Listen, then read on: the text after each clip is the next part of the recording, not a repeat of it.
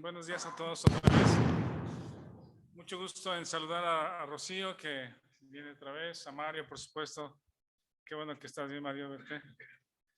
Y a la familia Beltrán, gusto saludarlos otra vez.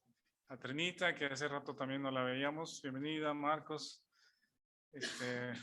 Rosa y Karen, gusto en saludarlas. Bueno, a los demás, también gusto saludar a todos.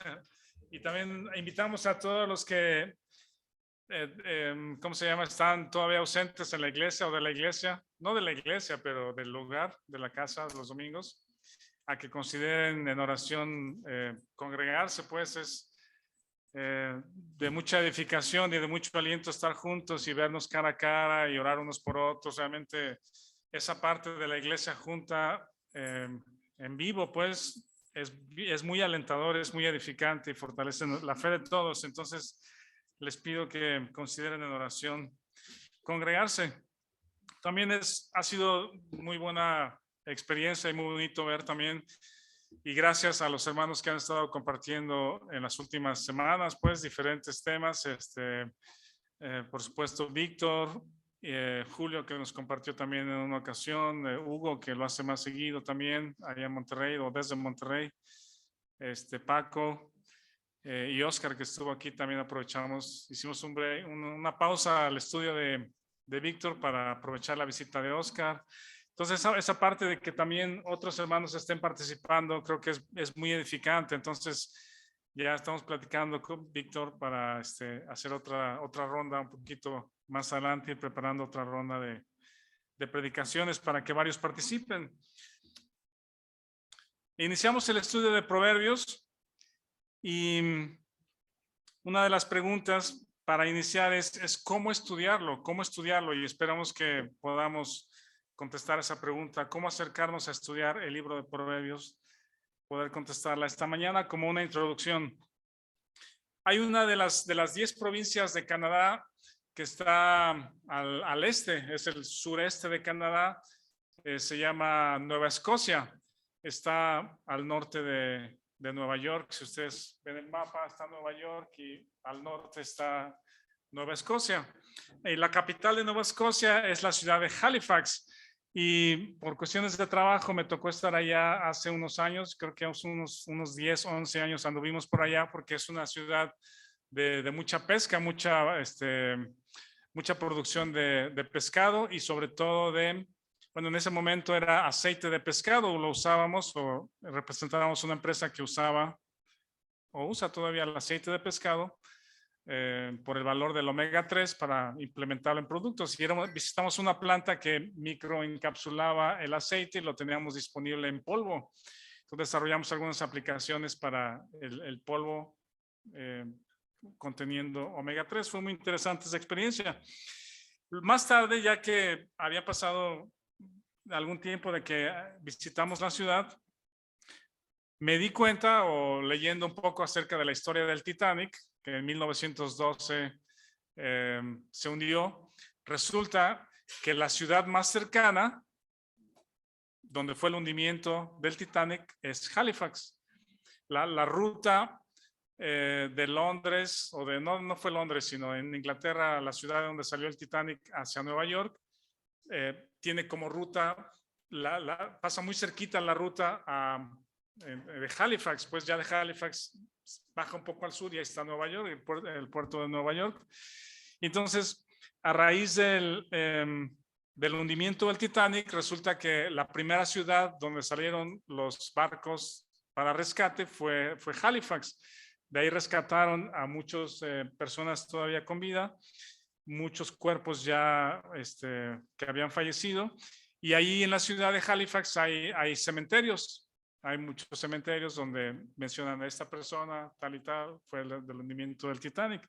Hay incluso un museo, se puede visitar un museo con la historia del Titanic. Esa provincia de Nueva Escocia resulta que también es muy conocida porque tiene más de 3,000 islas. Toda esa zona hay un montón de islas. Y como es el paso de barcos o de embarcaciones, tanto pesqueras como de tripulación, o como se llama, comerciales también, en muchas de esas 3,000 islas hay faros, ¿verdad? En muchas de esas 3,000 islas tienen faros y hace poquito vimos una película de un faro y es toda una situación muy particular, el cuidado, el mantenimiento de un faro por la función que tiene, ¿verdad? Y es muy curioso porque el tema de los faros sí es para que los capitanes o las embarcaciones sepan por dónde ir, pero más bien es por dónde no ir, ¿verdad? Es como si el faro estuviera diciendo, no es por aquí, no es por aquí, ¿no? Porque si vienes aquí a la luz vas a chocar, porque ese es el propósito, más bien es para ir guiando a la ruta o por la ruta más segura. Y uno de esos faros que está ahí en Nueva Escocia, más bien, sí, en Halifax, no es cierto, no está en Halifax, está en Nueva Escocia, en otra ciudad. La ciudad se llama Peggy's Cave, así se llama la pequeña ciudad, y el faro se llama Peggy's Point. Peggy's Point. Luego les puedo mandar una foto porque es una fotografía así como es de película, pues, porque entre el frío, ahorita mismo, Halifax está a -4 grados centígrados. La temperatura promedio es menos 8 grados centígrados de la ciudad de Halifax y de toda esa zona. Entonces, entre el frío y las olas, hay una fotografía muy interesante del faro Peggy's Point, que es de película, pues, o casi de terror, pues, porque no sé si alguien pueda vivir ahí en medio del frío y de la agitación del mar. Yo pienso que sí, no sé cuál, pero yo pienso que sí es así, es de película. Y está situado ese faro justamente a lo alto de una roca de granito. Está elevado y el faro mide solamente 15 metros, pero está sobre la roca y entonces es muy claramente visible a las embarcaciones. Entonces, el mensaje en este caso de los faros no es por aquí, pero de hecho, si no estuvieran los faros, las embarcaciones chocarían con las islas o con los arrecifes, sería muy peligroso. Entonces los que navegan entienden el lenguaje de los faros, dónde ir y dónde no ir. Cuando vemos el tema de Proverbios o el libro de Proverbios, al estudiarlo, quizá podríamos tener un conflicto porque parecería que hay dos faros, ¿sí? En nuestro estudio podríamos tener el faro del Nuevo Testamento con la enseñanza de la gracia, la predicación o las cartas de Pablo, Juan, Pedro, Santiago, directamente a la iglesia, pues, ¿verdad? Y por otro lado, volteamos al Antiguo Testamento o a libros como los de Moisés y al libro de Proverbios y parecería que es otro faro, pues es el faro de la ley, ¿verdad? Es el Antiguo Testamento, es la ley. Entonces, ¿cómo conciliar estos dos conceptos? No sé si en alguna ocasión les ha sucedido que al estudiar el Antiguo Testamento es como que, a ver, entonces, ¿es la ley o es la gracia? Parece que están en conflicto. ¿Cómo miramos Proverbios? Con los ojos de la ley, los ojos del Antiguo Testamento, parecerían como dos rumbos diferentes o contradictorios, la ley contra la gracia. Alguna vez una hermana mencionó pues que sea un balance, ¿no? Pero no puede haber un balance entre la ley y la gracia, pues, ¿verdad? O la fe y la obediencia. ¿Son contradictorias o son contrarias? ¿O tenemos que escoger una de las dos? ¿Son excluyentes? ¿O los conceptos de descansar y de trabajar, o contrario, a trabajar o a esforzarse, ¿verdad? ¿Cómo conciliamos entonces o cómo nos acercamos al libro de Proverbios para estudiarlos? Vamos a ver 3 textos en el Nuevo Testamento acerca de cómo Pablo nunca descarta la ley, ¿verdad? Pablo en su predicación, cuando es perseguido, los judíos que querían matarlo y lo perseguían por todos lados hasta que lo agarraron y luego querían hacerle una emboscada para matarlo en lo que se iba a Roma. se lo llevan a Cesarea. Los que ya estudiaron un poco el hecho se darán cuenta de ese asunto, ¿no? Los judíos acusaban a Pablo, pero resulta que no tenían un argumento sólido para acusar a Pablo como criminal. Y las autoridades de Roma y otros le decían, pues son asuntos de sus leyes, pues, o sea, son asuntos de ellos, no ha cometido ningún crimen, ¿no? O sea, si son dichos de Pablo o de los judíos, pues no ha cometido ningún crimen que nosotros podamos juzgar. Entonces no lo podían culpar de nada contra Roma. Eran asuntos de su ley. Y cuando Pablo se defendía, dice estos 3 textos. Vamos a verlos. Es muy interesante para irnos acercando a Proverbios. El primero es Hechos 18, que lo mencionó Víctor la semana pasada. Hechos 18, 26. Si alguien lo tiene, lo puede leer en voz alta para todos. Hechos 18, 26. Adelante, Caleb.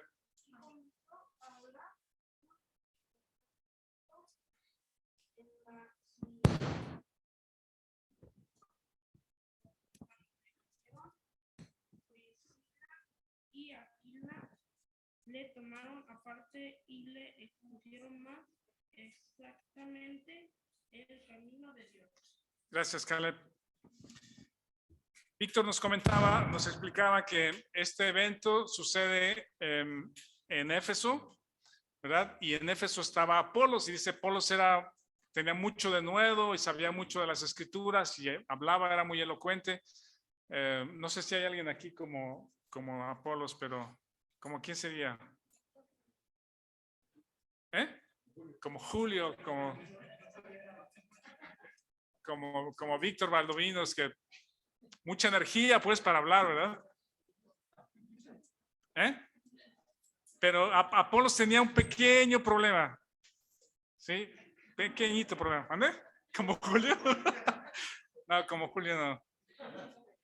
El problema es de que, o sea, hablaba con denuedo, pero tenía un tope a lo que sabía, ¿sí? O sea, hablaba y dice, su mensaje era hasta el bautismo de Juan, ¿sí? Entonces, imagínense a Apolos hablando desde el Antiguo Testamento, no sé, la creación, el pecado en Adán, el arca de Noé, las historias donde podemos ver a Cristo y la salvación de Dios y toda la historia, y el final les llama arrepentimiento.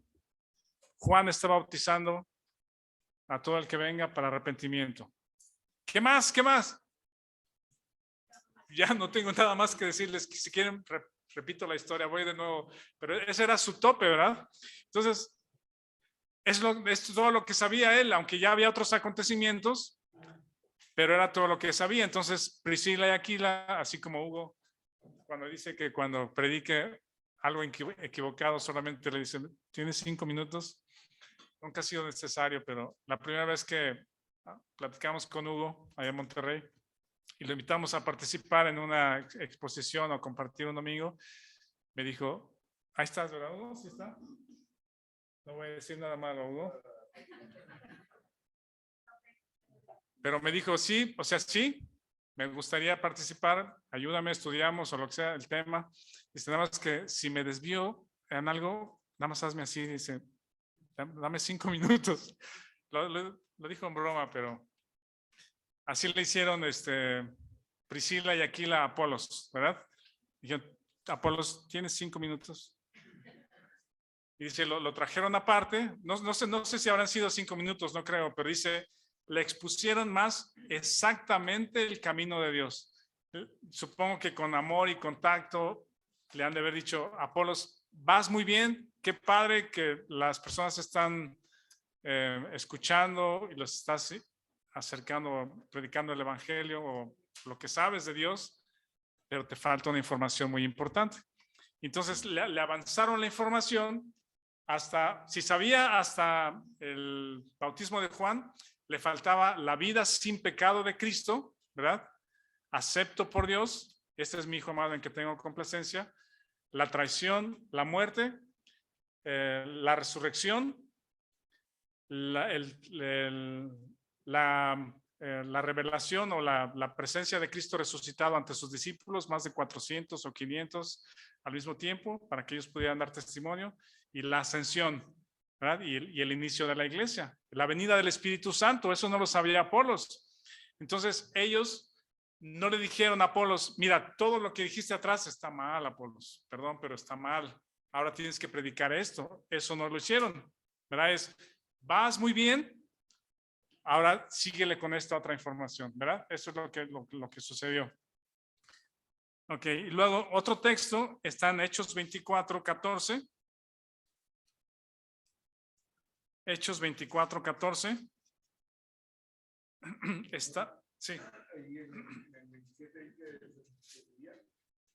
que queriendo él que Apolos pasara a calle, los hermanos de animales, los escribieron a los discípulos, que le recibieron mirando él allá, fue de gran provecho a los que por la gracia. Fue de gran provecho.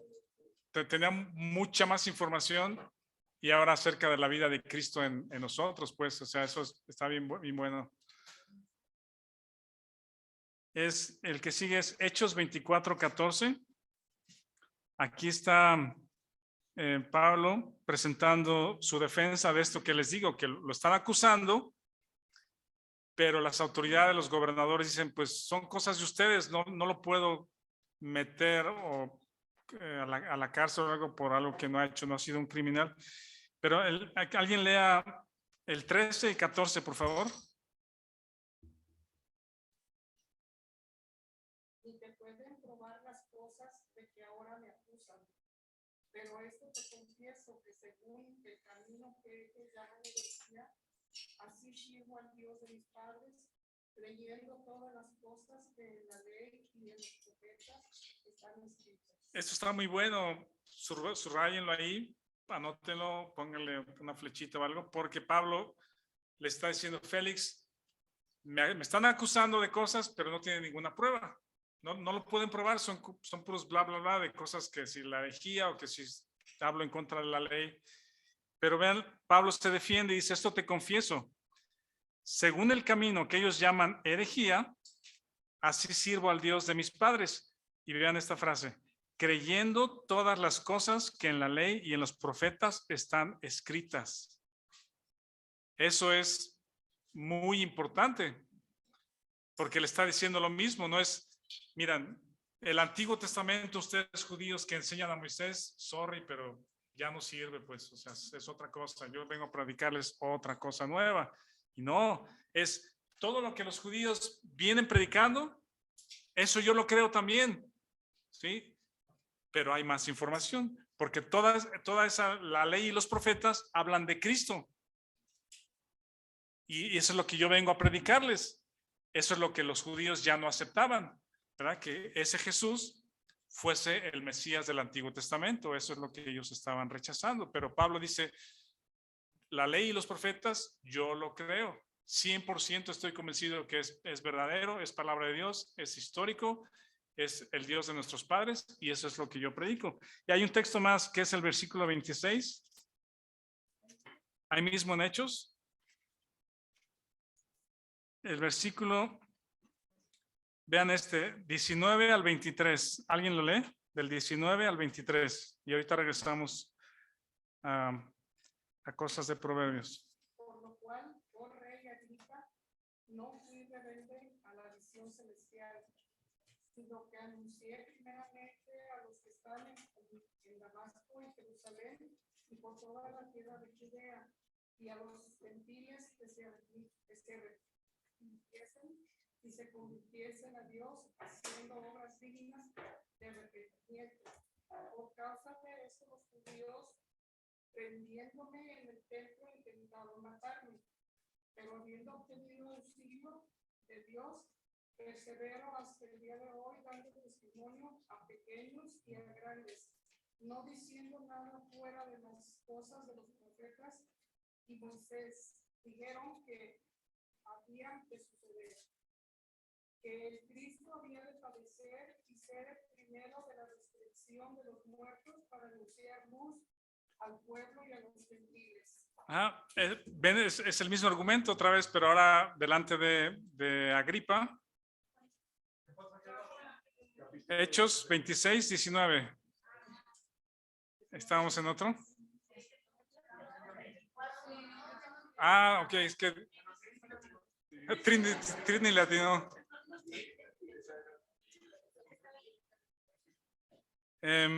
Es Hechos 26, 19 y es otra defensa que Pablo ahora, en el anterior fue ante Félix, ahora es ante Agripa.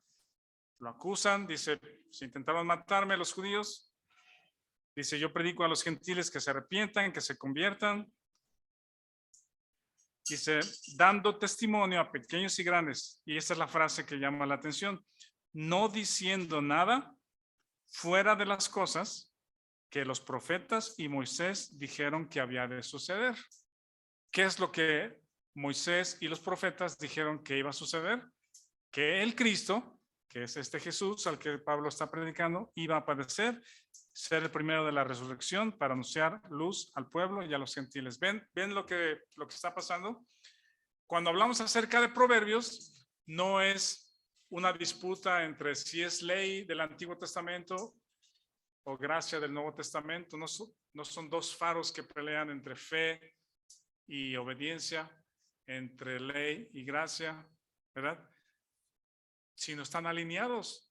¿Qué tal si los vemos desde otro punto de vista y vemos la escritura como Pablo la está viendo, como Apolos aprendió pues todo desde Génesis, pasando por los escritos de Moisés, pasando por Proverbios, pasando por los profetas, apuntan hacia Cristo. Y entonces nos alineamos no a tener dos faros, sino una sola luz, ¿verdad? Porque la estamos viendo desde este punto de vista hacia atrás. No tiene por qué tener disputa el libro de Proverbios, sino vemos y estudiaremos el libro de Proverbios a la luz del Nuevo Testamento, ¿verdad?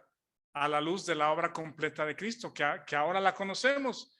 Apolos conocía hasta la predicación de Juan el Bautista, aprendió un poquito más, pero también tuvo su límite porque el Nuevo Testamento no estaba escrito todavía. Pablo todavía estaba escribiendo las cartas. Ahora, más adelante, otros creyentes ya tenían más información con una carta, ¿verdad? Y otros después, oye, la carta de Corintios la puedes compartir y la de Efesios vamos a rolarla por los demás y la iglesia de Galacia o la carta de Galacia que se vaya a las diversas iglesias. Y ahora nosotros más adelante tenemos ya un conjunto de muchas cartas.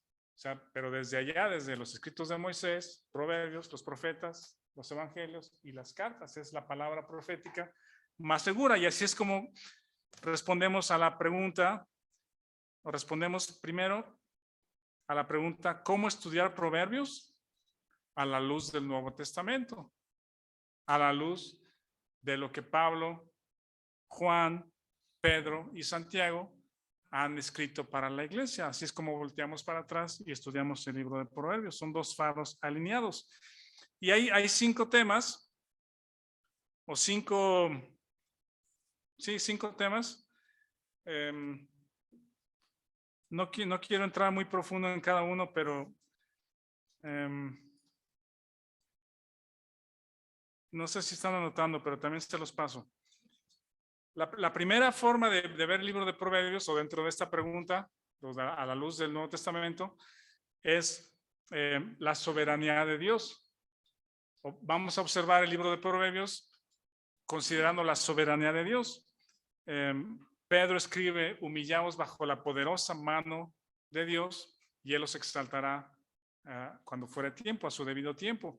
Cuando nos damos cuenta que Dios es soberano y que Él es dueño de todas las cosas, así como decía Arcelia hace un ratito, Él cambia los corazones de las personas.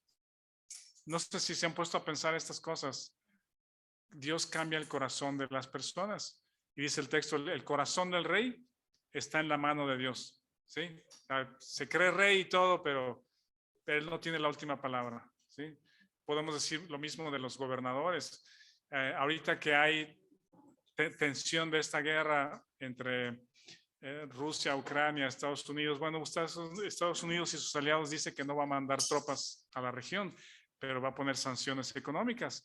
pero siempre es como que una alerta de un conflicto bélico, pues, ¿verdad? No sé si Putin piensa que él tiene la última palabra o Biden piensa que tiene la última palabra, pero la última palabra siempre la tiene Dios en los conflictos de esa magnitud o en los más pequeños, ¿verdad?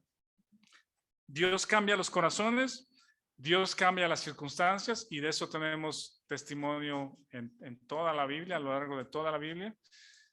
Una historia que me gusta mucho en el Antiguo Testamento es cuando los precios suben y bajan de un momento a otro en el libro de Reyes, ¿no? ¿Verdad? Que de pronto los granos más elementales o esenciales están carísimos, nadie puede comer, están muriendo de hambre porque hay un sitio alrededor de la ciudad y se están considerando comer a los bebés de uno y luego el bebé de otro. Es una situación muy precaria, así muy mala, pues. Y al otro día los precios se van hacia abajo porque Dios interviene y, ¿cómo se llama? Elimina o mata, digamos, al ejército que estaba rodeando y de pronto ya otra vez los granos están vendiéndose y comprándose. Dios es el Dios de las circunstancias y evita o permite las cosas a su voluntad, ¿sí? Esa es la primera consideración a la luz del Nuevo Testamento. Cuando estudiamos Proverbios, consideramos que Dios es soberano, el dueño de todas las cosas. La segunda consideración es el principio que nos enseña Gálatas. Dice Pablo que nadie se engañe, porque todo lo que el hombre sembrare, eso también segará. Ese es un principio establecido en la creación. Dios estableció eso en la creación, con las semillas. Desde las semillas dice, cada árbol dará su fruto, según su especie, según su género, ¿verdad? Sí. Parece algo muy elemental y básico y que todos conocemos, pero es bien relevante, porque eso mismo sucede con las acciones de las personas. Lo que tú cosechas, o más bien lo que tú siembras, en lo que pasas tiempo o invirtiendo tu tiempo y tus acciones, eso produce un resultado, produce un fruto. Y ese principio lo estableció en la creación y lo vamos a ver también muy claramente en el libro de Proverbios. Y no se pelea para nada con el principio escrito ahí por Pablo en Gálatas.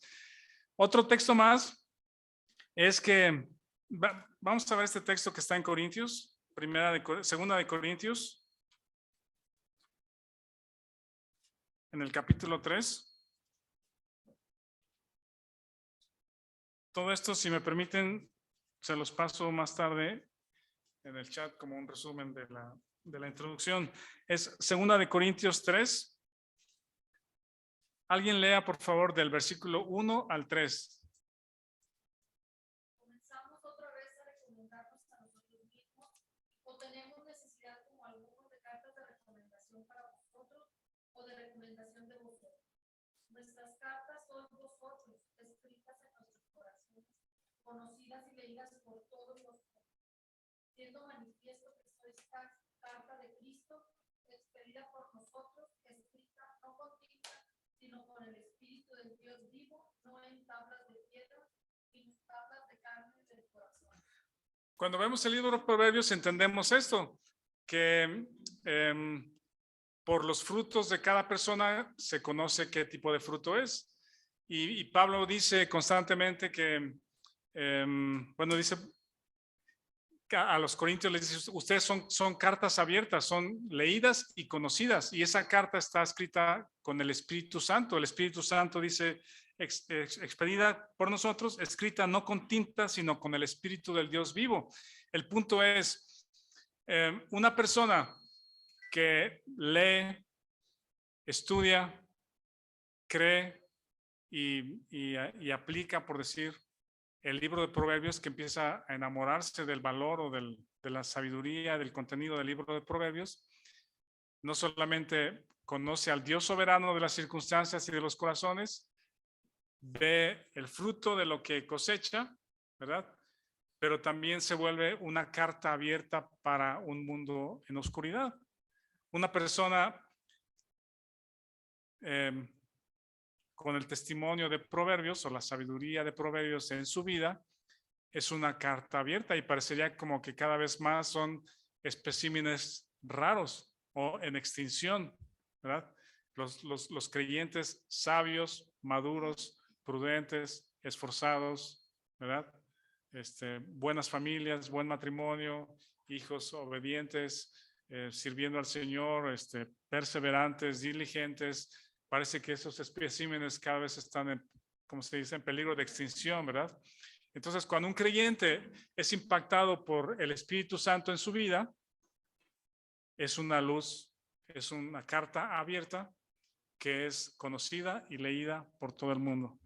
Esa es la tercera consideración. La cuarta consideración es que el andar del creyente es un andar de fe, ¿verdad? Y el libro de Proverbios es un libro de fe, ¿sí? No es un libro, ¿cómo puedo decirlo? No es un libro de incredulidad, ¿verdad? No es un libro de negligencia o de, ¿cómo puedo decir? De acciones personales para mejorar tu vida. No es un libro de automotivación o autosuperación. ¿Sí me explico? Es un libro de fe. El libro de Proverbios, por supuesto, que sobresale por mucho de la sabiduría de Oriente. Yo tenía un librito cuando empezaba a estudiar para predicar. De hecho, me acuerdo que creo que la primera predicación que me permitieron participar, creo que yo tenía como 17 o 18 años, ¿no? No sé cómo habrá estado, ni me pregunten. No sé, pero me gustaba estudiar y preparar los sermones, pues un sermón pequeño. Y me compré un librito que decía frases célebres. Algunos de ustedes a lo mejor consiguen esos. Y venían frases de Nietzsche y de Mahoma y de Confucio y por ahí una que otra de Salomón, ¿verdad? Y es muy interesante, pues, qué es lo que la sabiduría humana, y hay proverbios orientales muy interesantes, pues, ¿verdad? Que son válidos, o sea, pues es sabiduría, pues, ¿verdad? El libro de Proverbios sobresale de todos ellos porque es un libro inspirado por Dios, dada sabiduría de Dios, y es un libro de fe. Necesariamente es un libro de fe. ¿Por qué? Porque estamos confiando en las palabras del Dios creador puestas en la boca y en la vida de un hombre llamado Salomón, y hay 2 o 3 autores más de uno que otro proverbio por ahí, ¿sí? Pero es palabra de Dios, no es un dicho de una persona que aprende algo cuando es adulto, ¿verdad? Por la experiencia, por las fallas, por las equivocaciones, a prueba y error, digamos, y ya entendió que es así y que posiblemente no aplica para todos. Hay muchos de esos proverbios orientales que no aplican para todos ni para todas las cosas. Ese es uno de los errores de esas frases célebres que encontramos ahora en Instagram y en Facebook. Ya ves que es muy fácil ahora postear algo que con un marquito de color y salen frases célebres, pues. Y el asunto es de que, ok, posiblemente te aplicó a ti o te sirvió a ti en una situación muy particular, pero no es para todos ni en todo tiempo. Y podríamos cometer graves errores al seguir una frase que a alguien le funcionó de alguna manera en un momento muy particular. ¿Sí me explico?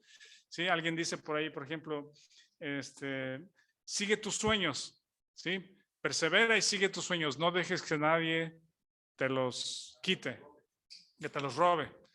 Dice, pues sí, pero si mi sueño es, no sé,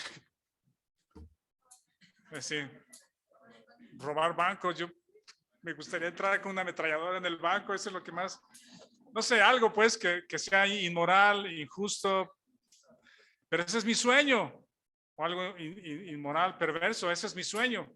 Si yo me baso mi sabiduría, mi filosofía en una frase como esa, no, que nadie sigue tu sueño, que nadie te lo quite, persevera, ¿sí? Puede estar siendo una persona muy necio, incrédulo y haciendo algo equivocadamente mal, ¿sí? Entonces, el libro de Proverbios sobresale de toda la literatura de sabiduría porque es palabra de Dios y necesariamente nos lleva a la fe, ¿sí? Andamos por fe y no por vista. Esa es la cuarta consideración. Y la quinta consideración es que Dios es el que da la sabiduría. No es una sabiduría autogenerada, ¿sí? Quizá podamos aprender algunas cosas, aún no siendo creyentes, las personas aprenden, pues, pero a veces es echando a perder muchas cosas, ¿verdad? Echando a perder la familia, el matrimonio, a los hijos, y ya aprendí, pues sí, pues sorry, pero ya exactamente destruiste la vida de tu familia y quebrantaste el corazón de mucha gente. Es bien interesante, yo creo que la otra semana vamos a ver que Salomón pide sabiduría. Y de hecho, Santiago dice, el que tenga falta de sabiduría, pídala a Dios, ¿verdad? Y él da abundantemente. Porque cuando pides sabiduría, te das cuenta de tu carencia de sabiduría.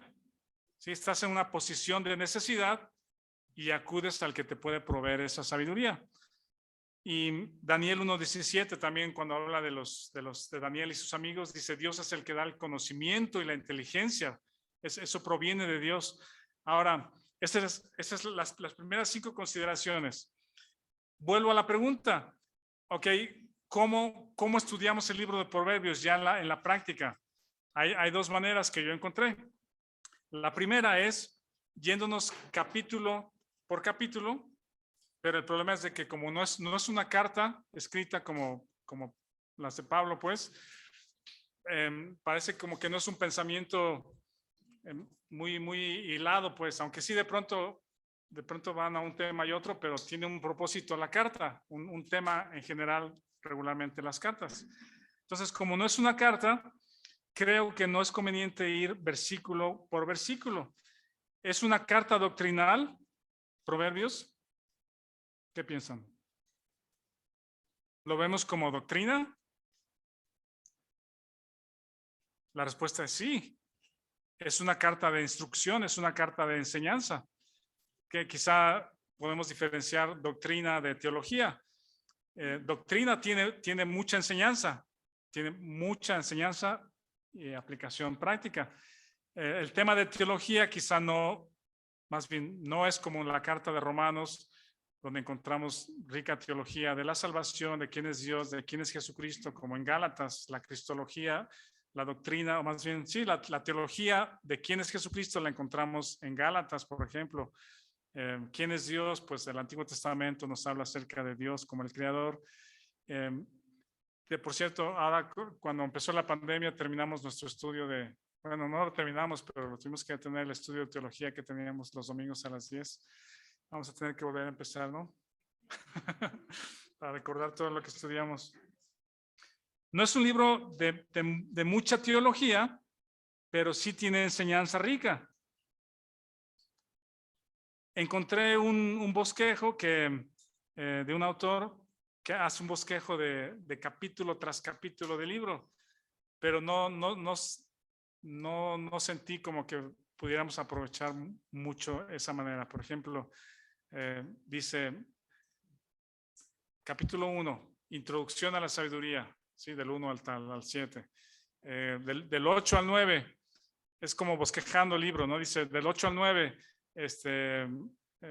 ¿cómo se dice? Llamado a la sabiduría, o sí, llamado a la sabiduría. Y luego del 10 al no sé qué, dice segundo llamado a la sabiduría, ¿no? Y luego de tal a tal, la mujer insensata o el hombre necio. Pero creo que no me alentó pues a estudiarlo de esa manera.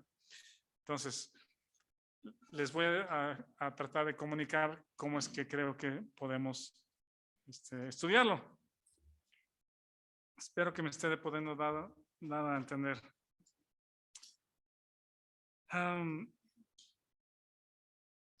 Miren,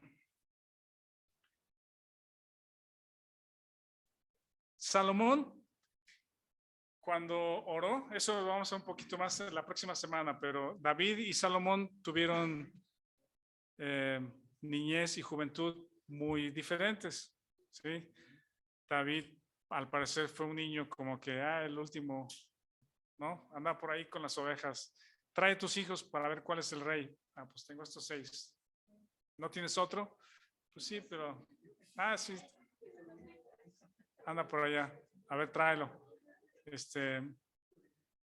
parece que David tuvo una niñez como de mucho esfuerzo, trabajo, quizá un poco solitario a lo mejor, ¿verdad? Tal vez sí, no sé si menciona ahí alguna mención, pero no eran de palacio, pues eran trabajadores, pues. Y Salomón, bueno, David aprendió muchas cosas en su carácter por esa forma de vivir de joven. Dios formó a su carácter de esa manera porque Dios necesitaba un rey para la guerra y para proteger y cuidar a su reino, al pueblo de Israel en ese tiempo. Y obvio también ese trono de David es el trono que Dios le dio a Jesús, es el trono de Jesús, ¿verdad? Jesús es el heredero del trono de David. Hay muchos textos que hablan de esa parte. Entonces David era una persona aparte, pues era moldeado por Dios de una manera muy especial. Pero Salomón, imaginen cómo Salomón pues era un junior, ¿no? Estaba ahí en el palacio, en cuna de oro. Salomón, ya está tu desayuno. No hagas tu cama, ahí las muchachas hacen la cama. Vente a desayunar con tu mami. Ya está. No sé, o sea, muy diferentes que no, supongo que también hacían tiempo de educación, porque eso también lo vemos formado en los escritos de Salomón. Su padre tuvo una influencia muy poderosa en Salomón y su mamá también, por supuesto, ¿no? Pero creció en una niñez y juventud muy diferente. Y entre nosotros conocemos ese tipo de historias, pues, de que una persona pues creció allá en el pueblo sin nada. Sarita nos platica que cuando allá en Sinaloa pues no tenían dulces, no había una tienda donde comprar dulces, con mucha escasez y tal, y uno se va forjando ahí la vida estudiando, leyendo, trabajando, y se compra su primer carrito y ya, en fin, compra su casita y todo. Pero a veces las segundas generaciones tienen otra formación diferente, pues. No digo que sea mala, pero es diferente. Bueno, Salomón tenía eso. Entonces, cuando Dios le aparece en sueño, ¿qué quieres? ¿Qué quieres que te dé, Salomón? ¿Sí? Y Salomón se ve en la necesidad, dice, es que yo no sé lo que mi padre hacía, pues yo no sé, ¿cómo voy a sacar al pueblo a la guerra y a regresar? La verdad, yo no sé. Y eso me gusta mucho de Salomón porque no dice, yo puedo, échame el reino, pásame la corona y yo puedo, ¿no? Sino se ve cierta humildad y su necesidad pide a Dios la sabiduría. Ahora, mi punto antes de terminar es terminando la oración, no crean que Salomón se despertó, abrió los ojos así como Sherman y Peabody, ¿cómo se llama? El Mr. Sherman y Mr. Peabody, ¿no? Que Sherman se sabe todo, pues toca todos los instrumentos, sabe toda ciencia, todos los idiomas. No fue así como que Salomón terminó la oración y ya tenía un halo de sabiduría y de conocimiento. ¿Cómo Dios contestó la oración de Salomón?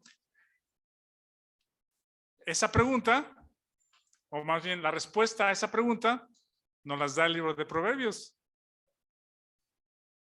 ¿Va otra vez? ¿Cómo Salomón obtuvo esa sabiduría?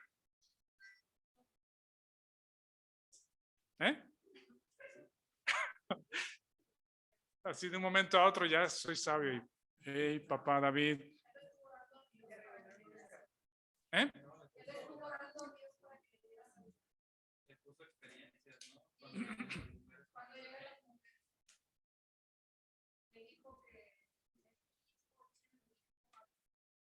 Bueno, ese fue un momento de, ¿qué tal si se equivocaba ahí? Pues, pero eso ya es una aplicación de la sabiduría. Ya siendo rey, por lo menos sabía algunas cosas y decidió ahí. Y de tal grado era su sabiduría que venían de lejos a verlo, ¿verdad? A ver, este hombre hace juicios que no conocemos y tiene conocimiento que no sabemos. La respuesta a la pregunta, ¿cómo Dios le dio la sabiduría? Es lo que vamos a rescatar o lo que vamos a aprender en el libro de Proverbios. Porque miren, en el libro de Proverbios, encontramos muchos temas y por eso, bueno, la forma es como si agarramos el contenido del libro de Proverbios. ¿Han visto las duyas? Hay duyas, ¿no? Las duyas para las reposteros o también se llaman duyas, Jared, las de la pasta.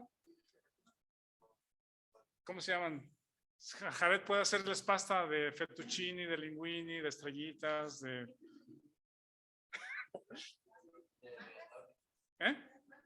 Como una manga. Como un molde, pues sí. La masa es la misma, pero cuando sale el betún puede salir de estrellitas, ¿verdad? Bueno,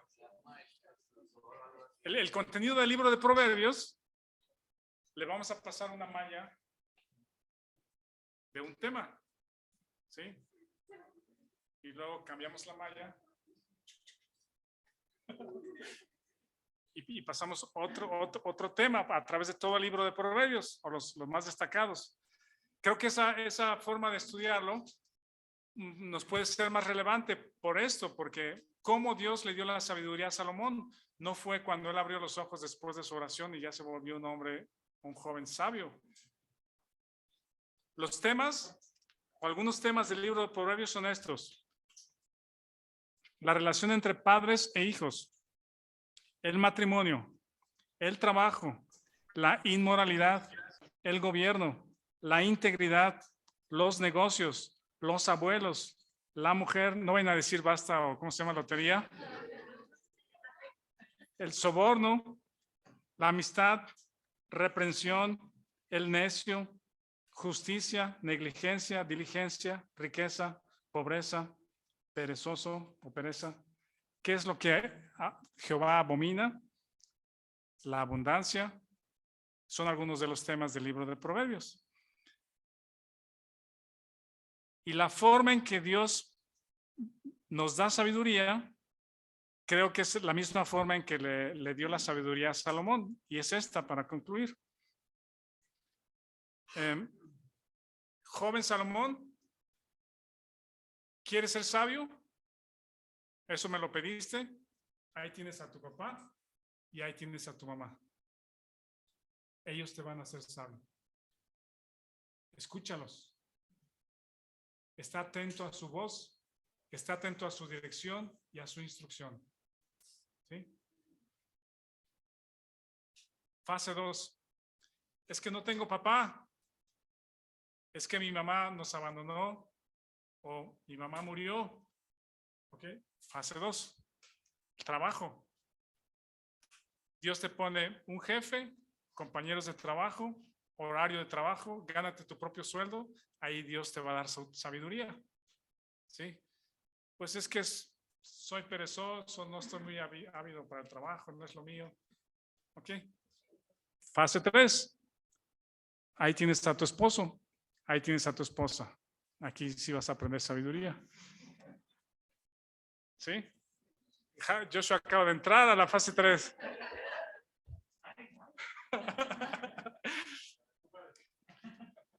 ¿Verdad? Si no aprendimos sabiduría en la parte 1 con los papás, esa fase se va a acabar. Un día nos vamos de nuestra casa, nuestros papás mueren y Dios tiene otra fase donde ahí nos pone para aprender sabiduría. ¿Qué pediste? Escucha, aprende, obedece, esfuérzate, sé diligente, conoce los elementos que hay alrededor. El matrimonio, en fin. Y dice la corona del abuelo, de los ancianos, ¿cuál es? Los nietos. Cuando ves que pasó la vida y muchos alcanzan la sabiduría en esas etapas de vejez. ¿Sí? Lástima, el problema es de que si se nos fue la vida y apenas aprendimos sabiduría cuando estamos en nuestro lecho de muerte o cerca de la muerte, posiblemente no tengamos ni a nuestros hijos cerca, porque no nos quieren ver por todo lo que les hicimos, y mucho menos a nuestros nietos, ¿sí? Porque no quieren que mis nietos están alrededor de mí. ¿Cuántas historias no hay tan tristes de ese tipo, verdad? Abuelos que están solos, alejados, nadie los quiere, nadie les habla, nadie los cuida. muchas veces es falta de los hijos y a veces es porque ellos sembraron o están cosechando lo malo que sembraron, ¿sí? Pero qué corona de los abuelos que en esa fase o en esas fases de la vida que Dios nos pone, nos volvemos sabios con el paso de la vida y la corona del anciano son sus nietos. ¿Por qué? Porque él puede ahora enseñarles sabiduría a los nietos. En ese conducto va, en ese camino va Victoria Arena a tener su primer, ¿ya saben qué es? ¿No? Su primer nieto o nieta.